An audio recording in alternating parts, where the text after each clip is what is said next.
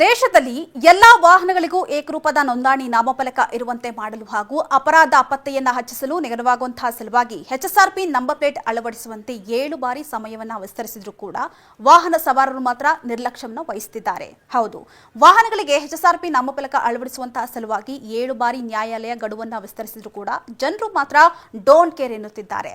ಸದ್ಯ ರಾಜ್ಯದಲ್ಲಿ 2 ಕೋಟಿಯಷ್ಟು ವಾಹನಗಳಿದ್ದು ಈ ಪೈಕಿ ಕಳೆದ ಫೆಬ್ರವರಿ ಅಂತ್ಯಕ್ಕೆ 58.12 ಲಕ್ಷ ಸವಾರರು ಮಾತ್ರ ಹೊಸ ನೋಂದಣಿ ನಾಮಫಲಕವನ್ನು ಅಳವಡಿಸಿಕೊಂಡಿದ್ದು ಈ ಮೂಲಕ 29% ಮಾತ್ರ ನೋಂದಣಿಯಾಗಿದೆಯಂತೆ. ಹೌದು, 2019 ಏಪ್ರಿಲ್ 1ಕ್ಕಿಂತ ಮುನ್ನ ನೋಂದಣಿಯಾದಂತಹ ಎಲ್ಲಾ ವಾಹನಗಳಿಗೂ ಎಚ್ಎಸ್ಆರ್ಪಿ ನಂಬರ್ ಪ್ಲೇಟ್ ಅಳವಡಿಸಬೇಕು ಅಂತ 2023ರಲ್ಲಿ ಕೇಂದ್ರ ಸರ್ಕಾರ ಅಧಿಸೂಚನೆಯನ್ನು ಹೊರಡಿಸಿತ್ತು. ನೋಂದಣಿಯಾಗಿರ್ತಕ್ಕಂಥ 2.45 ಕೋಟಿ ವಾಹನಗಳ ಪೈಕಿ ಸುಮಾರು 2 ಕೋಟಿ ವಾಹನಗಳ ಪೈಕಿ ಸದ್ಯ ಸುಮಾರು 58 ಲಕ್ಷ ವಾಹನಗಳಿಗೆ ಎಚ್ಎಸ್ಆರ್ಪಿ ನಂಬರ್ ಪ್ಲೇಟ್ ಅನ್ನು ಅಳವಡಿಕೆ ಮಾಡಲಾಗಿದೆ. ಇನ್ನುಳಿದಂತಹ ನಂಬರ್ ಪ್ಲೇಟ್ ಅಳವಡಿಕೆಗೆ 2023ರಿಂದ ಇಲ್ಲಿವರೆಗೂ ಕೂಡ 7 ಬಾರಿ ಗಡುವನ್ನು ನೀಡಿದ್ರು ಕೂಡ ಜನರು ಮಾತ್ರ ಧೋರಣೆಯನ್ನು ತೋರ್ತಿದ್ದಾರಂತೆ.